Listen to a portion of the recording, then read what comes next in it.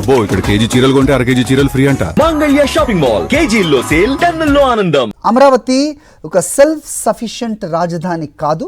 దాని పేరుతో తీసుకొచ్చే అప్పులన్నీ రాష్ట్ర బడ్జెట్ నుంచే చెల్లింపులు చేస్తారని చాలా క్లియర్ కట్గా అర్థమవుతోందన్నారు రాయలసీమ మేధావుల ఫోరం కోఆర్డినేటర్ పురుషోత్తం రెడ్డి.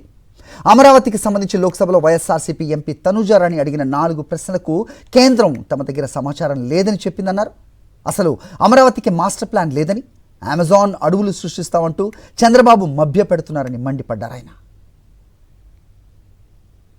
భారత పార్లమెంట్లో ఎంపీ తనుజారాణి గారు అడిగిన కీలకమైన ప్రశ్నలకు రాజధానితో ముడిపడిన అంశాల్లో కేంద్ర ప్రభుత్వం ఇచ్చినటువంటి సమాధానాన్ని పరిశీలిస్తే రాజధాని నిర్మాణాన్ని ఆంధ్రప్రదేశ్ ప్రభుత్వం ఒక ప్రహాసనంగా మార్చేస్తా ఉంది.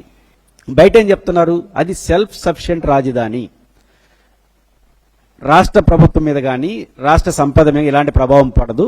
ఇప్పుడు చేస్తున్నంత అప్పుల్ని సిఆర్డీఏ రీపే చేస్తుంది. ఇప్పుడు 47,000 కోట్ల రూపాయలు వివిధ బ్యాంకుల ద్వారా అప్పులు తీసుకోవడానికి ప్రభుత్వం అంగీకారం కుదుర్చుకుంది. 6 బ్యాంకుల నుంచి 47,000 కోట్ల రూపాయలు, అందులో 15,000 కోట్లు ప్రపంచ బ్యాంక్ కూడా.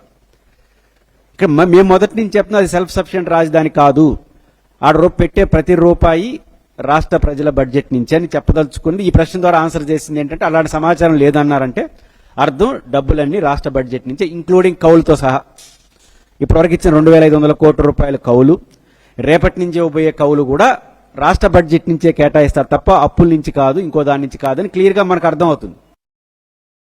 మరిన్ని అప్డేట్స్ కోసం ఛానల్ ను సబ్స్క్రైబ్ చేయండి. నోటిఫికేషన్స్ కోసం బెల్ ఐకాన్ పై క్లిక్ చేయండి.